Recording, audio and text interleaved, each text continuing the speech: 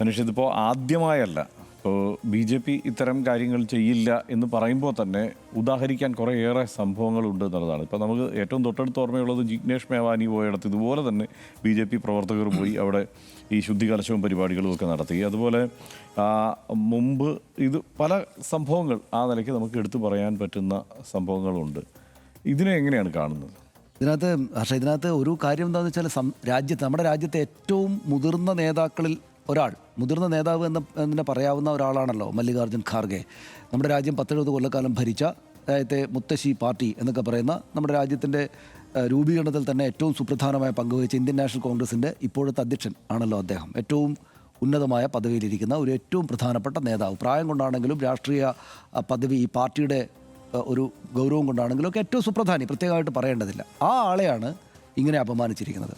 അപ്പോൾ ഏത് നിലക്ക് അധികാര പദവിയിലേക്ക് എത്തിയാലും നിങ്ങൾ ഇന്ന സ്ഥലത്ത് ആണ്, നിങ്ങളുടെ പദവി ഇന്നതാണ് എന്ന് കാണിക്കുകയാണ് യഥാർത്ഥത്തിൽ ഈ സംഭവം ചെയ്തിരിക്കുന്നത്. അപ്പോൾ തന്നെ അദ്ദേഹം വന്ന് പ്രസംഗിച്ച് പോയെടുത്ത് ഈ ശുദ്ധികലശം നടത്തി.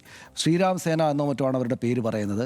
അപ്പോൾ BJP ആണ് ഇതിന് പിന്നിൽ എന്ന് ഖാർഗെ തന്നെ അവിടെ അത്രയും സുപ്രധാനമായിട്ടുള്ള നേതാവ് തന്നെയും പറയുന്നു. അതുകൊണ്ട് അതിന് സംശയിക്കേണ്ടതില്ല. കാരണം അവിടെ ഈ ഹവനം നടത്തിയ ആളുകളുടെ, ഈ ശുദ്ധകലശം നടത്തിയ ആളുകളുടെ വോട്ട് എങ്ങോട്ടാണ് പോകുന്നത്, അവരുടെ രാഷ്ട്രീയ എലിജിയൻസ് എവിടെയാണെന്ന് ചോദിച്ചാൽ സംശയിക്കേ വേണ്ടത് BJPയിലേക്കായിരിക്കും എന്ന കാര്യത്തിൽ സംശയമേ ഇല്ല. അതുകൊണ്ടാണല്ലോ അത് ഉറപ്പിച്ച് അദ്ദേഹം പറയുന്നത്.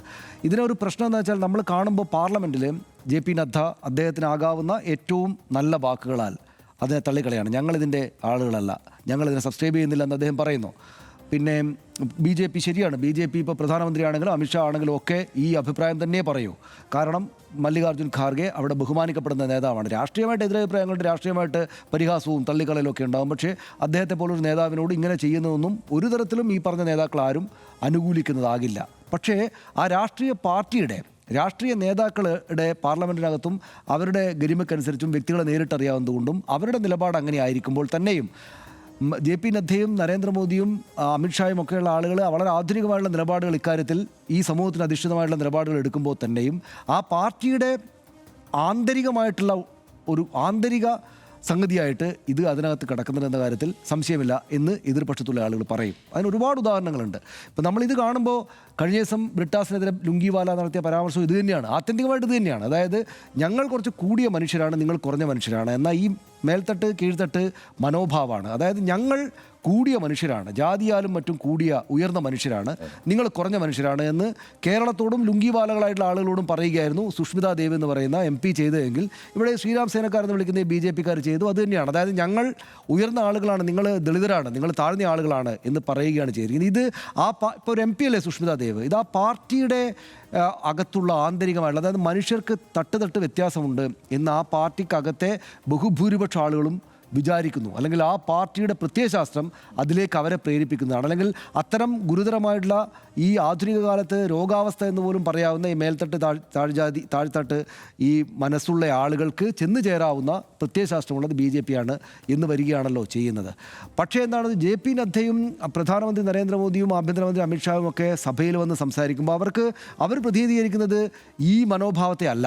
നമ്മൾ കാണുന്നത് പോലെ ഇപ്പോൾ ലുങ്കിവാലകൾ എന്ന് വിളിക്കുന്ന മലയാളികളടക്കമുള്ള ആളുകളെയും എല്ലാത്തരം ജാതി മത വിഭാഗങ്ങളിൽപ്പെട്ട ഒരു ബഹുസ്വരമായ സമൂഹത്തെ പ്രതിനിധീകരിക്കുന്ന ആളുകളാണ് അവർ.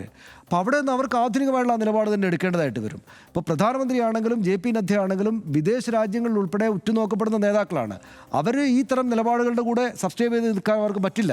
അവർ സ്വാഭാവികമായിട്ടും ആ ഉന്നതമായ നിലപാടുകൾ ആന്തരികമായിട്ട് തന്നെയും എടുക്കുന്ന ആളുകൾ തന്നെയായിരിക്കും. പക്ഷേ എന്താണ് പ്രശ്നം എന്ന് വെച്ചാൽ അവർ പ്രതിനിധീകരിക്കുന്ന പാർട്ടിയിലേക്ക് അല്ലെങ്കിൽ ഈ സമൂഹത്തിലാകെ തന്നെയിലേക്കും ഈ ജാതി വിരുദ്ധമായിട്ടുള്ള നിലപാടുകളിലേക്ക്, രാഷ്ട്രീയത്തിലേക്ക് കാര്യങ്ങൾ എത്തിക്കാൻ അവരാരും ശ്രമിക്കുന്നുമില്ല, അതിലേക്ക് കാര്യങ്ങൾ പോകുന്നുമില്ല എന്നത് ഉറപ്പാണ്. ഇവർ ഈ രാഷ്ട്രീയ പാർട്ടി BJP അടക്കമുള്ള രാഷ്ട്രീയ പാർട്ടികൾ ഇത്രകാലം, ഇപ്പോൾ നമ്മുടെ നാട്ടിലാണെങ്കിൽ ഇത് ഏതെങ്കിലും ഒരു നേതാവിനെതിരെ അദ്ദേഹത്തിൻ്റെ ജാതിയുടെ പേരിലോ മറ്റോ ഇങ്ങനൊരു പൂജ നടന്നാൽ അത് എന്തു വലിയ പ്രശ്നമാണെന്ന് ആലോചിച്ച് നോക്കൂ. എന്തു വലിയ പ്രശ്നം. അങ്ങനെ സംഭവിക്കില്ല എന്നാണ് ഞാൻ ഇപ്പോഴും ഈ കേരളത്തെക്കുറിച്ച് വിചാരിക്കുന്നത്. അങ്ങനെ സംഭവിക്കില്ല.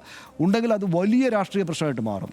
പക്ഷേ നമ്മുടെ മറ്റ് കേരളം അപ്പുറത്തുള്ള ഇവർ ഈ ലുങ്കിവാലകൾ എന്ന് വിളിക്കുന്ന ഈ മലയാളികൾ നിൽക്കുന്ന ഈ കേരളത്തിന് അപ്പുറത്തേക്ക് അല്ലെങ്കിൽ അങ്ങോട്ടേക്ക് പോയി കഴിഞ്ഞാൽ ജാതി പ്രശ്നങ്ങൾ വളരെ വളരെ വലുതാണ്. അതിനകത്ത് ഫലപ്രദമാം വിധം ഇടപെട്ട് അതിനെ പരിഹരിക്കാൻ ഈ രാഷ്ട്രീയ പാർട്ടികൾക്ക് പറ്റുന്നില്ല എന്ന് മാത്രമല്ല, ഈ രാഷ്ട്രീയ പാർട്ടികളുടെ ആന്തരികമായിട്ടുള്ള പ്രത്യയശാസ്ത്രം ഇതിനെ പ്രോത്സാഹിപ്പിക്കുന്നതാണ്.